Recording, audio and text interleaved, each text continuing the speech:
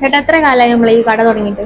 നിങ്ങൾ തുടങ്ങിയിട്ട് ഏകദേശം ഫാദറിന്റെ കാലത്ത് വെച്ച് നോക്കുകയാണെങ്കിൽ ഏകദേശം 50 വർഷത്തിലധികമായി നല്ല ഫീൽഡിലുണ്ട്. പിന്നെ എന്തൊക്കെയാ അവിടുത്തെ വെറൈറ്റീസ്? വെറൈറ്റി എന്ന് പറഞ്ഞു കഴിഞ്ഞാൽ നമ്മൾ മെയിനായിട്ട് നാടൻ ഐറ്റംസ് ഒന്നും കാണും. അതായത് ഇപ്പോൾ ഇന്ന് മലപ്പുറത്തുള്ള നമ്മൾ അന്യം നിന്ന് പോയ, അതായത് ഇപ്പം പണ്ടത്തെ കാലഘട്ടത്തിൽ ഉപയോഗിക്കുന്ന തേങ്ങാച്ചോറ് എന്നൊക്കെ പറയും, പഴയ ആളുകൾക്ക് അറിയാം. ട്രഡീഷണൽ ഒരു ഫുഡാണ്. അപ്പോൾ ആ ഒരു സാധനമാണ് നമ്മൾ മെയിൻ ഹൈലൈറ്റ് ചെയ്യുന്നത്. അതെ, മലപ്പുറത്തിന്റെ തനതായ ഭക്ഷണം തേങ്ങാച്ചോറാണെങ്കിലും അത് കിട്ടുന്ന ഹോട്ടലുകളുടെ എണ്ണം വളരെ കുറവാണ്. നമ്മൾ ഇന്ന് വന്നിട്ടുള്ളത് മലപ്പുറം കോട്ടപ്പടിയിലുള്ള അറഫ ഹോട്ടലിലാണ്. തേങ്ങാച്ചോറിന്റെ കൂടെ ഞങ്ങൾ ആദ്യം ട്രൈ ചെയ്തത് ബീഫ് ഫ്രൈ ആണ്. ഇതൊരു കിടിലം കോംബോ ആയിരുന്നെങ്കിലും ഞങ്ങൾക്ക് ഇവിടെ ഏറ്റവും ഇഷ്ടപ്പെട്ടത് തേങ്ങാച്ചോറും ബീഫ് ഉലർത്തുമാണ്. ഈ തേങ്ങാച്ചോറും ബീഫ് ഉലർത്തും കൂടെ കൂട്ടിപ്പിടിക്കാൻ വേറെ ലെവലായിരുന്നു. ഇതിന്റെ കൂടെ നല്ല ചമ്മന്തിയും അൺലിമിറ്റഡ് പപ്പടവും നല്ല തിക്ക് ചിക്കൻ ഗ്രേവിയും അവൈലബിൾ ആണ്. അടുത്തായി ഞങ്ങൾ ട്രൈ ചെയ്തത് ഇവിടുത്തെ നെയ്ച്ചോറാണ്.